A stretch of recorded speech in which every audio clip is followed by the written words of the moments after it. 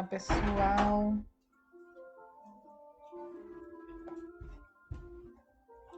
Não conseguimos entrar antes, perdoem a demora. Tentamos aqui em vários computadores, não sei o que aconteceu. Estamos fazendo alguns testezinhos aqui, tá? E já vamos iniciar já, tá bom? Só quero que você confere para mim no som, fazendo favor.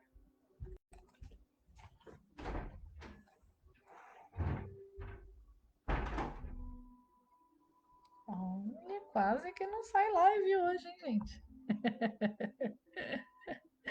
Boa noite, Natália. Vamos esperar o pessoal entrar, porque agora, né, deu esse probleminha. Eu não sei o que aconteceu, eu tentei entrar, mas não estava abrindo para eu iniciar a gravação, né? Aí tentamos pelo celular, tentamos por mais 2 notebooks, aí conseguimos agora. Uau, faz parte, né?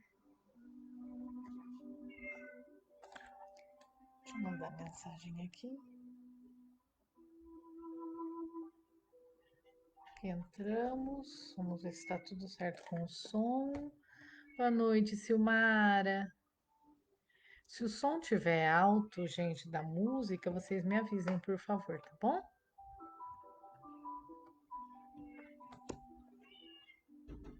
Tudo bem com o som aí? Tá. Então vamos lá. Boa noite, Hélio. Deu certo. O Hélio tava me dando suporte, tadinho do Hélio. Deixei o Hélio desesperado, né, Hélio? Vamos lá, então, pessoal. Vamos fazer a nossa prece de abertura e daí iniciamos o nosso diálogo de hoje, ok? Boa noite, Eliana. Vamos lá. Vamos fechar os nossos olhos, pensar em Jesus, pedindo ao Mestre amado que seja luz em nossos pensamentos nesta noite, que nos conduza às reflexões, que nos auxilie em novas ideias e a sentir em nossa intimidade o amor que é convite do Cristo para nós, conjugando com a nossa própria essência a nossa felicidade.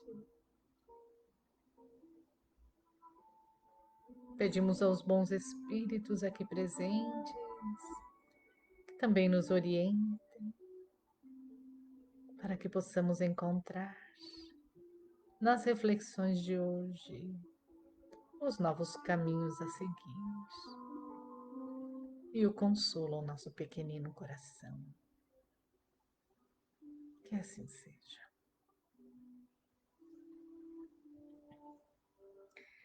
Olá, Antônio, bem-vindo. Bem-vindo, Ana Maria. Boa noite. Vamos lá, né, pessoal? Hoje nós vamos falar sobre o templo do amor, né? Para a gente começar a falar sobre o templo do amor, eu vou relembrar a história de Francisco de Assis. Deixei preparadinho aqui algumas informações muito legais a respeito desse espírito. O nome dele, quando encarnado nessa existência como Francisco de Assis, era Giovanni di Pietro di Bernardone. Olha que nome bonito, né? Giovanni di Pietro di Bernardone.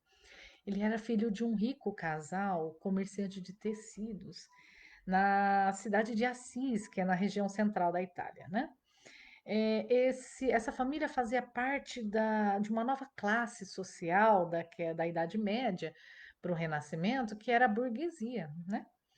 E naquele momento também existiam muitas guerras e os jovens costumavam a ir para a guerra porque ali eles ganhavam prestígio como soldados diante da sociedade. Não foi diferente com Francisco, né? Francisco participou dessas guerras também, foi como jovem soldado para a guerra. Em uma dessas experiências na guerra, ele recebeu um chamado. Ele ouviu uma voz dizendo para ele que ele deveria largar as batalhas e retornar a Assis para encontrar o sentido da vida. Bom, Francisco, nesse momento, então, ele deixou o luxo, as festas, voltou para Assis, deixou as batalhas e tentou se dedicar às caminhadas e à meditação para encontrar esse sentido da vida. Mas ainda assim ele não entendeu esse chamado, né? Ele só foi entender quando um dia ele foi na igreja, fazer uma visita à igreja de São Damião. E naquela igreja ele viu o crucifixo de Jesus e ele ouviu um chamado, como que se Jesus se reportasse diretamente a ele, dizendo aquela célebre frase, né? Francisco, repara a minha igreja, repara a minha casa, pois olha que está em ruínas. E ele ouve essa frase 3 vezes. Francisco, então, toma uma decisão. Ele recebe e aceita o chamado do Cristo de reconstruir a igreja, entendendo que se tratava de reconstruir a igreja como um templo físico, como paredes de pedra que precisavam ser refeitas. E ele inicia esse trabalho. Primeiro ele vai, vende alguns tecidos da loja do pai e pega o dinheiro para destinar à reconstrução dessa igreja. O pai fica revoltadíssimo com a postura do rapaz. Acha que o rapaz não está muito bom da ideia, está alucinando, né? E chega a um ponto que depois de tanto conflito, o pai chega a amarrar Francisco pelos pés, acorrentá-lo pelos pés para que ele não voltasse à igreja, não voltasse a fazer essas coisas. Mas Francisco se entrega alucinado a esse desprendimento do patrimônio material da família, né? Bem, o pai de Francisco então chega a um ponto de inconformismo com o filho que leva ele a julgamento, né? E em julgamento, Francisco esclarece que ele não podia mais esperar para dar cumprimento ao chamado do Cristo e que então ele queria reconstruir a igreja. Para isso, ele estava se utilizando dos recursos do pai. Bem, como o pai o acusou de furto, o bispo entendeu a posição de Francisco e diz para Francisco que perdoava o crime, mas com uma condição, de que Francisco deveria restituir ao pai o que dele tirou. Então, nesse momento, é interessante, né, Francisco, ele é um ponto que ainda não é o ponto derradeiro de desprendimento desse espírito, né, essa existência, né, isso se dá depois, mais para frente, com Clara, quando ele precisa se desprender da obra espiritual que ele deu início, né? Mas já é um momento de experimentação do desprendimento da materialidade, né? Então Francisco ele diz então diante de todos ali no julgamento que sim, ele restituiria cada centavo ao pai e que ele não levaria nem sequer as roupas do corpo, porque essas lhe pertenciam ao pai. Então ele se desnuda diante de todos para seguir o seu caminho, vestindo-se em seguida de trapos, né? Trapos que inclusive hoje tem exposição dessas vestimentas repleta de trapilhos, né? Que ele vai costurando em cima para tampar os buracos, né? De remendos, né? É, na Itália ainda tem em exposição isso. Bom, Francisco então abandona a família, renuncia à sua herança, renuncia a todos os seus bens e vai viver uma vida de mendicância. Mendigando, ele alcança patrimônio para a reconstrução da igreja. A fé de Francisco era tão grande que ele começou a arrastar pessoas para estarem com ele, né? Ele chegava ao ponto de visitar leprosos, reconstruir a igreja com esses materiais doados, comendo, se alimentando de muito pouco do que ele recebia de doação. Isso foi chamando a atenção das pessoas, né? Alguns, como por exemplo, Bernardo de Quintavalle e Pedro Catani, abandonaram as suas vidas econômicas, venderam os seus bens e foram seguir Francisco. Isso, então, em meados de 1208, Francisco já reunia junto dele 11 pessoas, né, trabalhando por essa reconstrução da igreja. Ele iniciou então um trabalho de missão evangelizadora. Ele queria reconstruir a igreja que estava em ruínas, né, no seu entendimento. Bem, evidentemente que ele precisava, gente, naquela época, a gente tinha um poderio religioso muito grande, né? A igreja, ela era muito poderosa, inclusive politicamente, né? E ele precisava do apoio da igreja para que ele continuasse o seu trabalho. Até porque, olha só a título de curiosidade, né? Antes dele, outros tentaram levar a ideia de pobreza para a igreja e não tiveram sucesso, não. Por exemplo, o Pedro Valdo, que uma década apenas antes de Francisco tentou levar a ideia da volta à pobreza ao clero, foi condenado, acusado de heresia, né? Então, para evitar que isso acontecesse e desvirtuasse a obra, o trabalho que Francisco iniciou, ele precisava do aval da igreja, né? Então ele vai lá buscar o Papa, né? Ele busca o Papa com o seu grupo de seguidores ali, os 11 seguidores, né? Junto com ele. Ele estabelece, antes de procurar, um detalhe importante, ele estabelece aquilo que ele chama de forma de vita, né? Que era um conjunto de regras que deveriam ser seguidas por todos aqueles que queriam participar deste movimento de reforma das igrejas, né? Era um conjunto de regras assim tão rigoroso, que quando eles chegaram até o Papa Inocêncio III, e levaram esse conjunto de regras mostrando que eles queriam viver daquela maneira, a exemplo da vida do Cristo, com muita simplicidade, sem a necessidade de acúmulos materiais, na pobreza, junto aos leprosos, junto aos mendigos, junto aos doentes, né, e os desvalidos de toda sorte. O Papa Inocêncio achou que as regras eram rígidas demais e mandou que eles fossem pregar aos porcos. E eles foram. Até que eles retornaram diante do Papa Inocêncio III, cobertos de lama. O Papa, então, também havia tido por aqueles dias um sonho com Francisco. E ao vê-los retornando sujos de lama por terem obedecido à ordem do Papa de ir pregar junto aos porcos, e pensando que no sonho que ele havia tido, que poderia ser uma intuição divina e que talvez Francisco fosse alguém importante para a igreja, ele admite Francisco como o movimento de Francisco como um movimento legítimo da Igreja Católica, né? Então ele é validado, ele recebe a validação da igreja e funda então a Ordem Franciscana em 1209. O Papa Inocêncio III autoriza, né, funda essa Ordem Franciscana em 1209.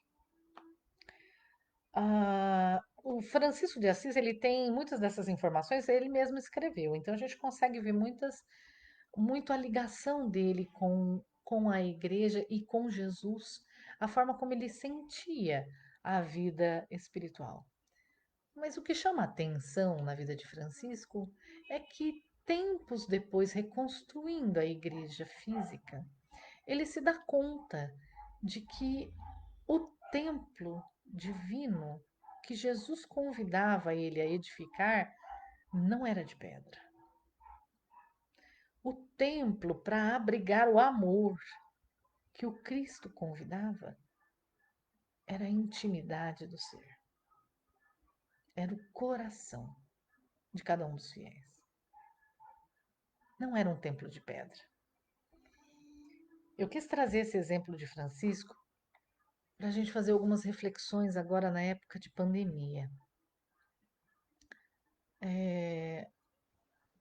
Nós sempre buscamos, dentro dos templos religiosos, o alívio às nossas aflições. Buscamos, dentro das igrejas, dos centros espíritas, o consolo, buscamos o passe, né? Buscamos uma série de rituais, né? A bênção, buscamos a confissão dentro das igrejas católicas, buscamos Deus dentro dos templos de pedra. E agora, com o isolamento, onde nós estamos buscando Deus? Nós estamos buscando Deus dentro das nossas casas. Nós estamos preparando essas lives, nós estamos aplicando passe à distância, nós estamos fazendo atendimentos fraternos, nós estamos fazendo estudos de evangelização para jovens e crianças dentro das nossas casas, preparando estudos importantíssimos, profundos, dentro das nossas casas. E sentimos ali o amparo da espiritualidade. Para que porque dentro das nossas casas hoje nós somos capazes de sentirmos Deus. É muito interessante que, principalmente dentro da doutrina espírita, nós sempre recebemos, e com justeza, evidentemente, não é uma crítica da minha parte, jamais é uma reflexão, né? Mas nós recebemos sempre orientação assim: olha, se for para fazer um preparo de um estudo, um preparo de aula, procure fazer dentro da casa espírita, porque nós temos um ambiente preparado, temos o amparo da espiritualidade, e com efeito temos muito, muito amparo da espiritualidade. Né? Mas por que nós não temos o amparo da espiritualidade dentro das nossas casas? Por que nós não podemos ter o mesmo ambiente da casa espírita dentro dos nossos lares? Por que nós não podemos adentrar a porta de entrada da nossa casa e sentir ali dentro a alegria que sentimos quando entramos nos nossos templos religiosos? É essa compreensão que Francisco encontrou. Francisco não tinha a, o objetivo de eloquência pública. Ele não fazia grandes retóricas, grandes proclamações da verdade, interpretações dos evangelhos. Não. Francisco era simples.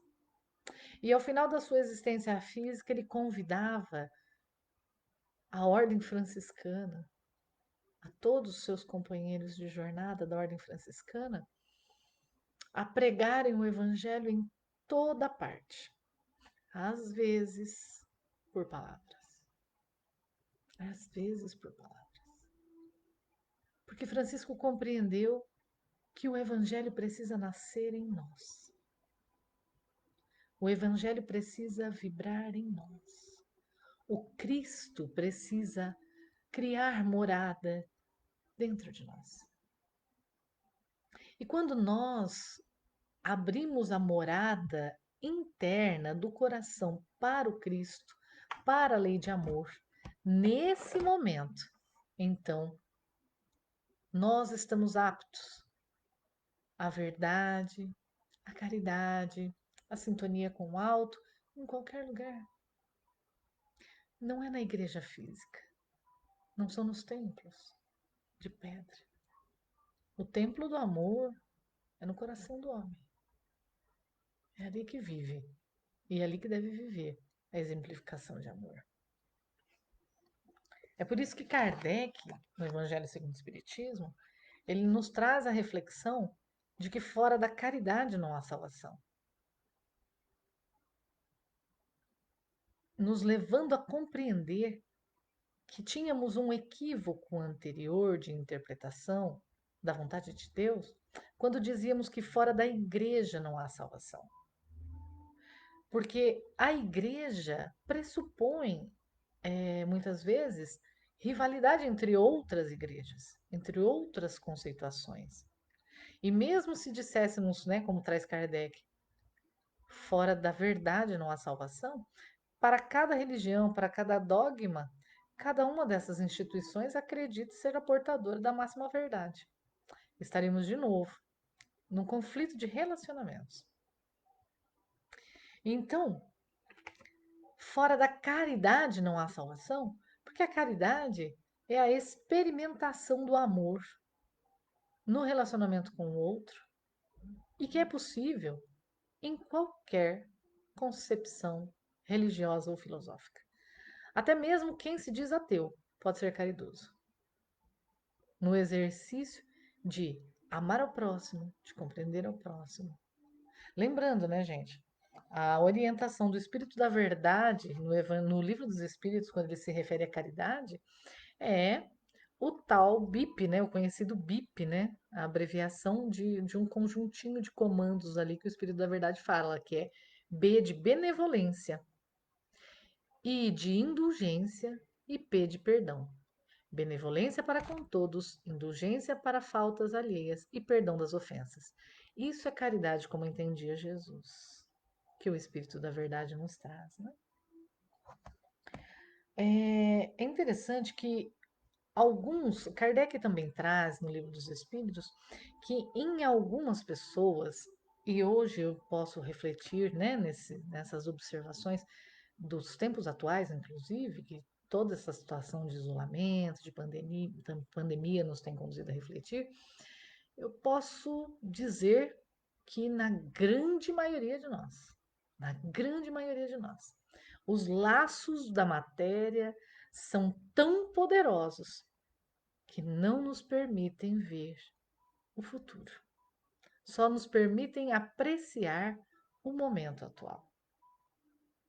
E isso nos afasta desta vivência de edificação do amor nos relacionamentos com o outro através da caridade.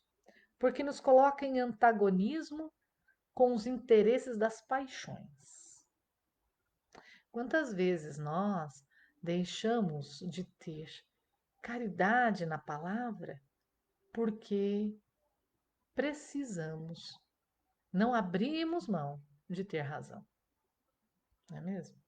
Quantas vezes a gente poderia apenas se calar para deixar que o outro fale? Porque é o momento dele. Ele está vivendo uma dor, ele está vivendo afrontado, ele está vivendo uma situação difícil, né? Então, este espírito precisa falar. E às vezes, para a gente só nos compete calar, calar. Né? Então, essa caridade, como a gente agora tem a compreensão maior, que não é só uma caridade beneficente, onde eu entrego algo material, mas uma caridade benevolente, onde eu tenho o exercício da beneficência, da benevolência, da indulgência e do perdão, como todo este conjunto sendo expressões de caridade, eu sou convidada a um exercício maior que me edifica como espírito nas bases do amor. Olha, tem uma lição de Emmanuel que eu achei muito interessante, está no livro Roteiro. Quando nós iniciamos esse processo de sentir, de edificar o amor neste templo íntimo, Emmanuel nos traz na lição número 33 que nós entramos num processo de individualismo.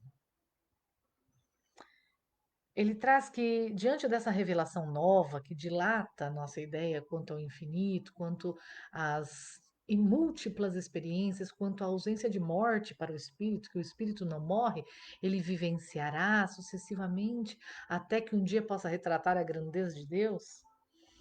Nós dilatamos a nossa visão, aguçamos a nossa sensibilidade, intensificamos a capacidade de amar, mas em contrapartida acentuam-se alguns sofrimentos, porque a gente se percebe muitas vezes solitário.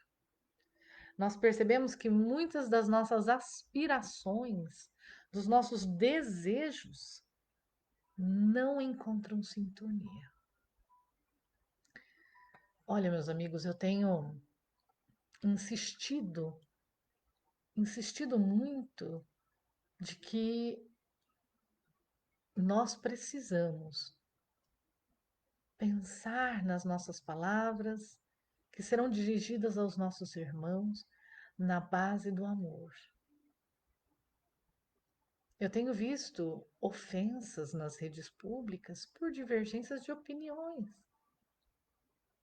por divergências de partidos políticos. São ofensas ao ponto de se permitir nas mentes mais desavisadas, menos vigilantes, até agressões físicas, se fossem possíveis, se forem possíveis, né? Que é o que a gente tem presenciado, né? Infelizmente. Quando nós buscamos o ponto de convergência, nós encontramos caminhos para a caridade. É muito difícil, por exemplo, quando nós encontramos alguém absolutamente dissociado o discurso do comportamento. Então, um exemplo clássico, né? Que a gente tem visto muito isso, eu vejo muito isso na internet, eu tenho alertado muito companheiros, vamos estar vigilantes. Olha, eu vejo muito as pessoas se ofenderem na rede de internet, chamando o companheirinho de lixo. Nós não somos lixo, nós somos irmãos. Temos divergências de pensamento, mas somos irmãos, né? Então, quando nós nos reportamos a um irmão como transformando a condição de humano dele num objeto, então ele deixa de ser humano para a minha visão e passa a ser um objeto, um lixo, algo até descartável e desprezível, o que que a gente faz com o lixo? A gente joga fora, a gente descarta. Não tem utilidade, não tem nenhuma preservação. Não é isso que muitas vezes esse mesmo discurso prega no tocante ao cristianismo, porque a gente vê muitos irmãos se dizendo cristãos, se dizendo interessados na reparação da ordem e da paz dentro do solo da nossa pátria amada, mas ainda reportando seus irmãos como lixo, né? Objetificando o ser, transformando o ser, que é um filho de Deus, numa coisa, ainda que isso seja no campo das ideias. Para mentes menos vigilantes, valida a violência. Por isso que nós temos violência verbal, por isso que nós temos violência física, por isso tantas ofensas, tantas dissensões. Mas quando nós buscamos um ponto de convergência, né? Então eu quero bem para o nosso país, eu quero bem para os nossos irmãos. Você também.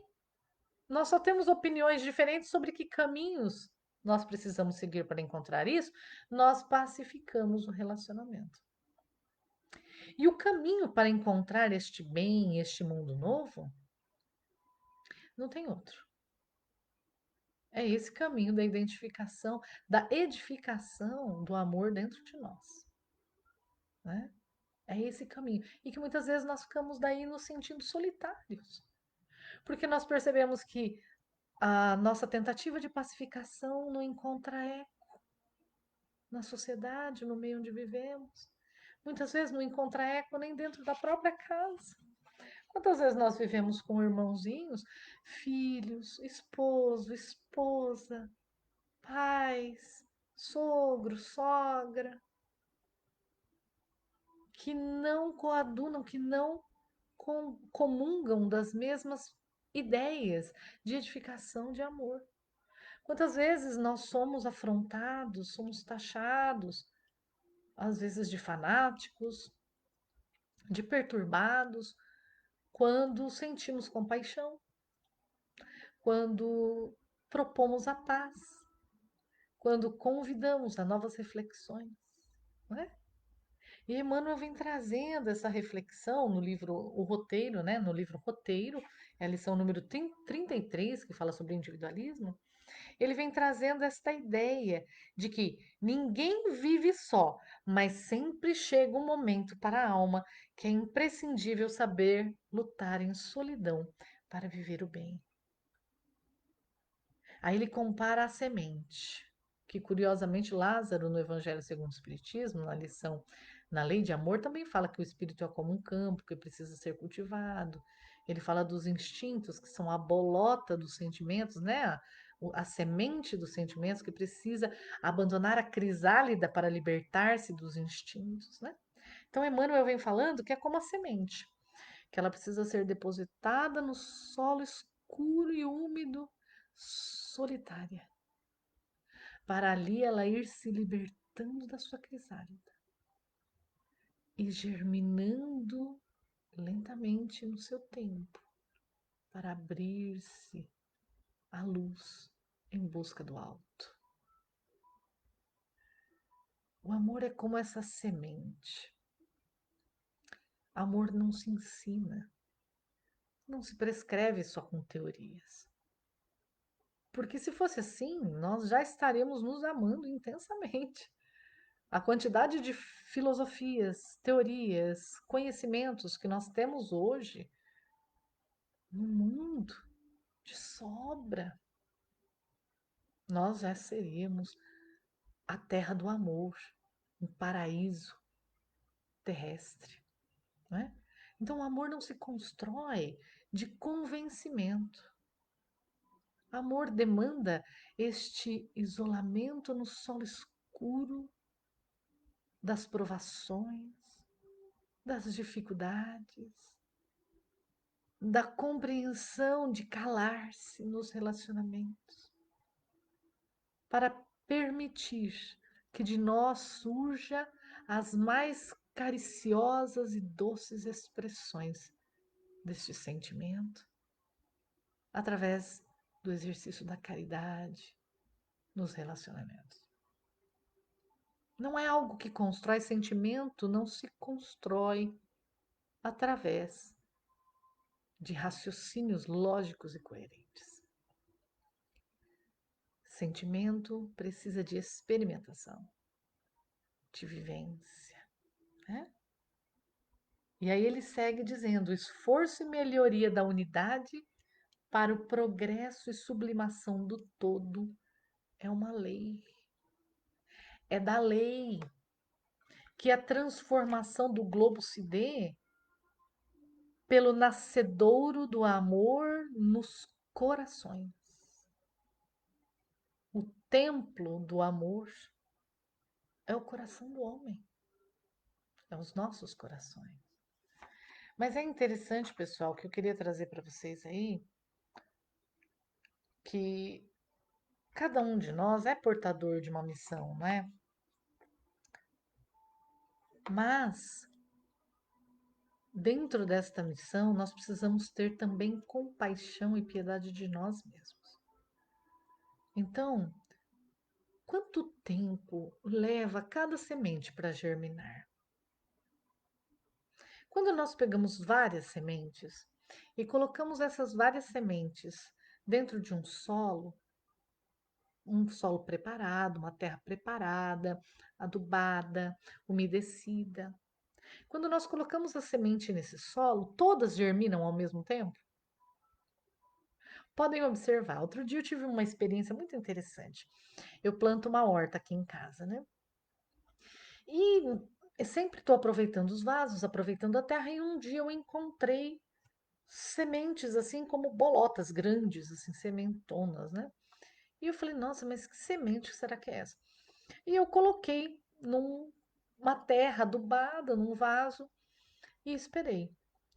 Eu esperei 8 meses cuidando daquela terra que não aparecia uma plantinha, não aparecia um sinal de germinação. Eu cheguei ao ponto de acreditar que aquela semente já não germinaria mais. Mas segui regando aquele vaso.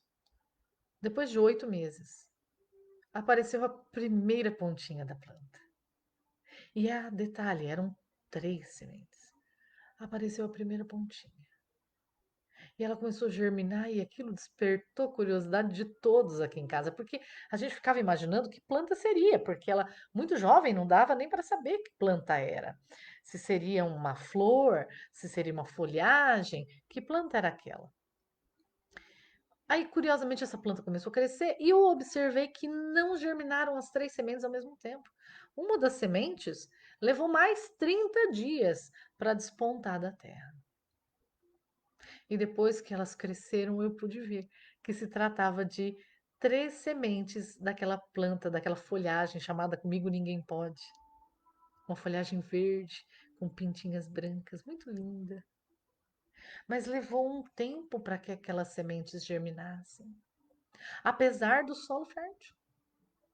Levou um tempo para que aquelas sementes pudessem romper a crisálida, romper a escuridão do solo pesado e úmido, para acender as luzes do céu. É interessante que no Evangelho nós temos a passagem do semeador, da semente, né? Falando sobre a semente. Nessa passagem sobre a semente, muitas vezes nós focamos os nossos olhares e a nossa atenção apenas no solo. Mas quando nós debruçamos o olhar também para a semente, nós nos damos conta de que existe um tempo de germinar. E este tempo é muito individual. Então nós precisamos ter caridade também conosco, caridade com os outros, quanto ao tempo de germinar de cada um. E caridade conosco quanto ao nosso tempo de germinar. Porque há tempo para tudo. E às vezes nós precisamos de outras experiências que nos agreguem, né? Essa parábola da semente, ela vem logo em seguida a lição Os Bons Espíritas, nos convidando a essa experimentação de maturidade do senso moral, de vivência de amor, de desenvolvimento do amor. Está no capítulo Sede Perfeitos, capítulo 17. Ele começa com os caracteres da perfeição. Na sequência vem o homem de bem. Na sequência vem a lição Os Bons Espíritas. E então chega a parábola da semente, nos convidando a essa experiência de caridade, de entender que existe tempo para tudo. E às vezes eu preciso adubar mais, cuidar mais, ter paciência, porque no momento certo, essa semente vai germinar, né? Além disso, tem mais um ponto que eu queria trazer para a nossa reflexão de hoje, que é o seguinte: Kardec ele traz assim para a gente na lição dos bons espíritas, no finalzinho ele traz assim, que nós reconhece-se o verdadeiro espírita pela sua transformação moral e pelos esforços que faz para domar suas más inclinações.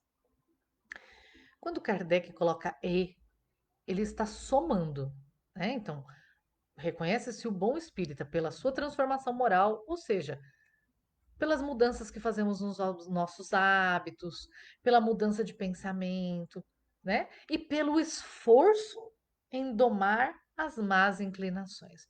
Porque, olha, lembrando da semente mais uma vez, quando a plantinha nasce, ela é bem tenra, bem suave, bem frágil.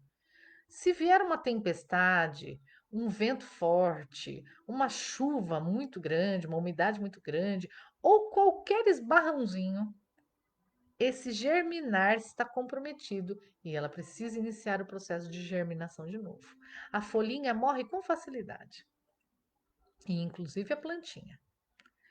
Quando essa plantinha adquire 30 dias de vivência, ela já tem ramos mais fortes, ela já tem folhas mais robustas, ela já tem um enraizamento maior na terra. Não é qualquer chuva ou qualquer vento que consegue desmoronar essas folhinhas. E quando essa planta já tem 1 ano, 2 anos, 3 anos, né? De cuidado para que ela possa crescer. Aí nós estamos falando de uma planta que pode vir chuva, temporal, e dificilmente ela será machucada, né? Ela pode se machucar, mas se recupera com rapidez, não compromete o desenvolvimento, não compromete a vida da própria planta. É o que a gente observa com as árvores, né? As grandes árvores vieram de pequenas sementes. E as grandes árvores, como o cedro, que é muito mencionado no Evangelho, que aliás cresce muitos anos primeiro para baixo, criando raízes para depois ascender. Essas árvores vieram de pequenas sementes e são robustas, enfrentando tempestades imensas e produzindo frutos a todos nós. Como devem produzir frutos os sentimentos, o amor que edificamos neste templo do coração do homem, e que logo irá derramar-se sobre toda a humanidade para termos um mundo novo, né? Então, quando nós iniciamos esse processo de construção, de deixar essa plantinha germinar em nós, nos relacionamentos, na tolerância, na paciência, no calar-se, no servir, quando nós iniciamos esse processo de germinar, não basta apenas isso. É necessário o cuidado, o cultivo, né? Como nós cultivamos uma semente? Quanto precisa de dedicação, de cuidado diário, de esforço, de proteção?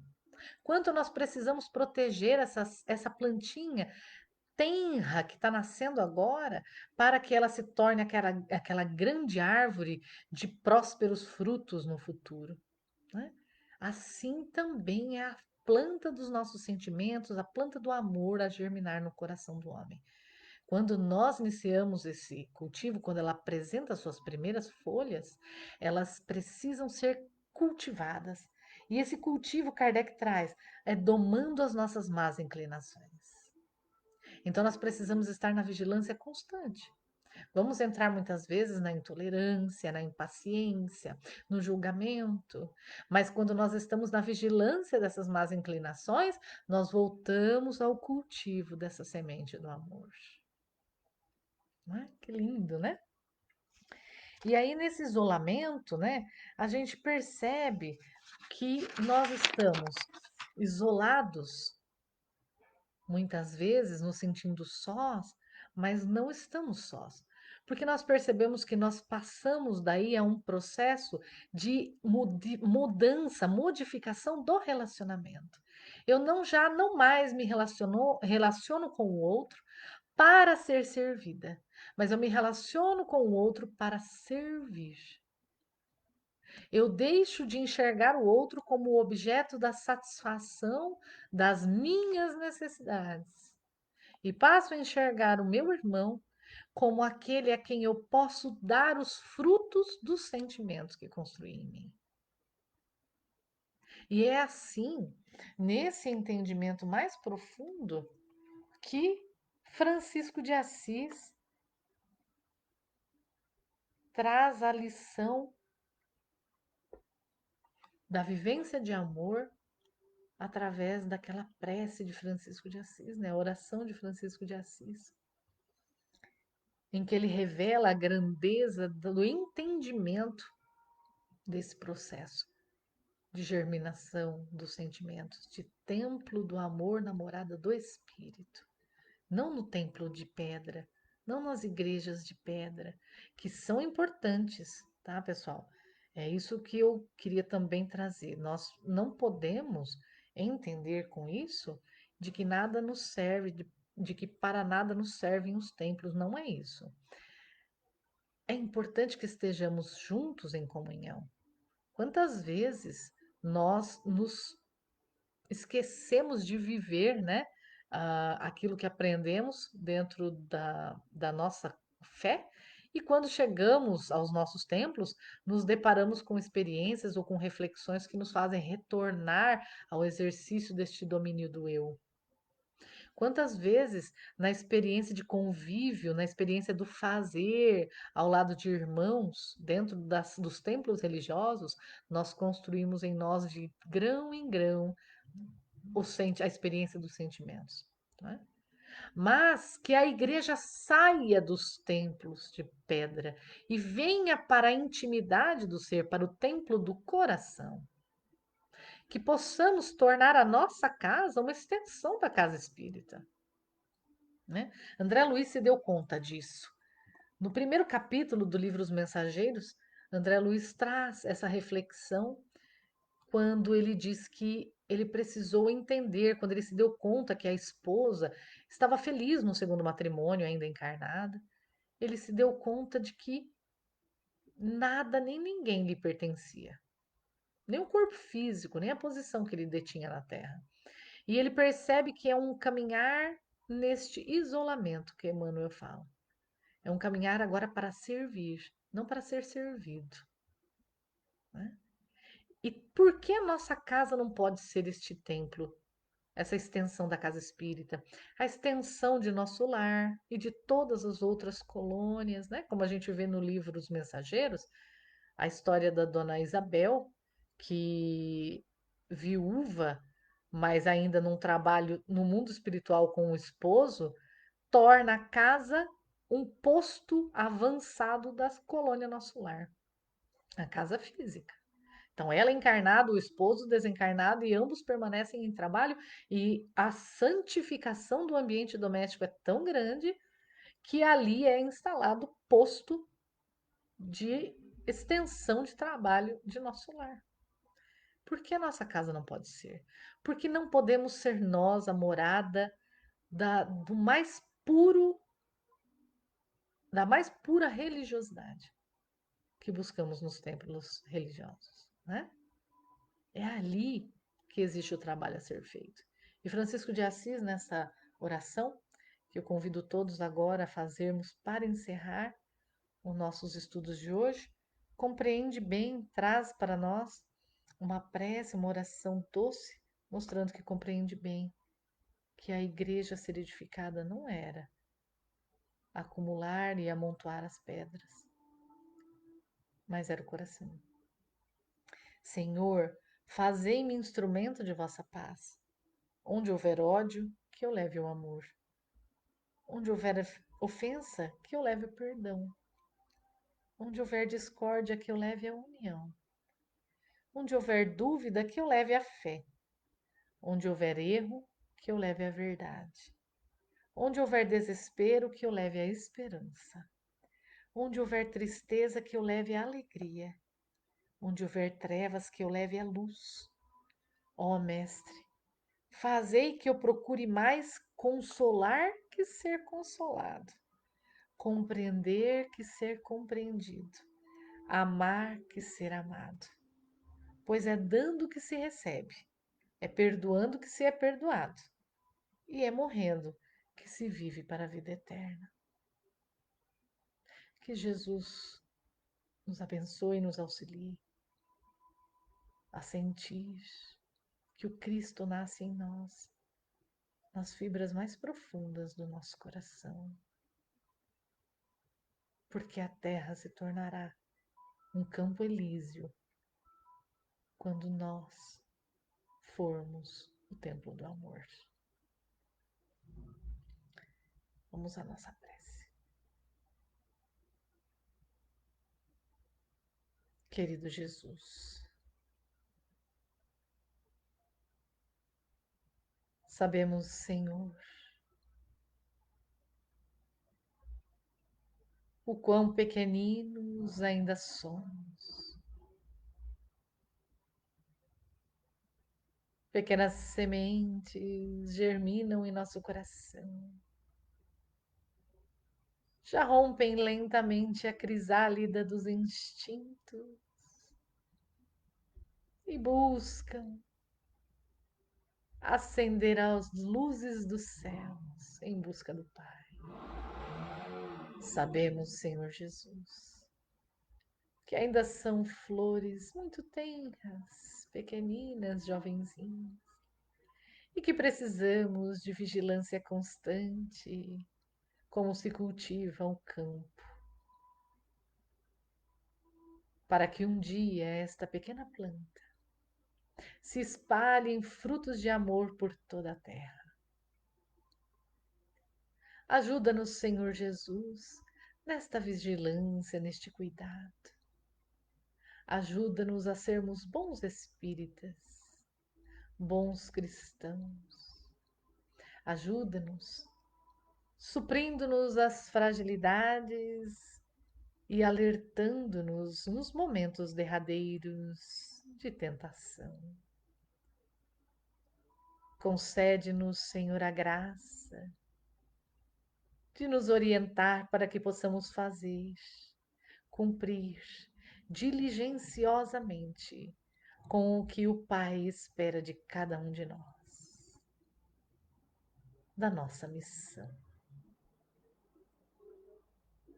E ajuda-nos, Senhor, a despertar quando estivermos no caminho dos enganos, para que a intolerância, a impaciência, a falta de indulgência não encontrem mais morada em nossa intimidade, para que a igreja que tanto desejamos que se espalhe pela terra, se espalhe em nosso coração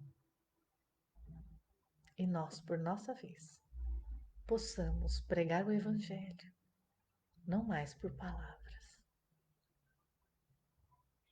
mas pelos sentimentos. Que assim seja.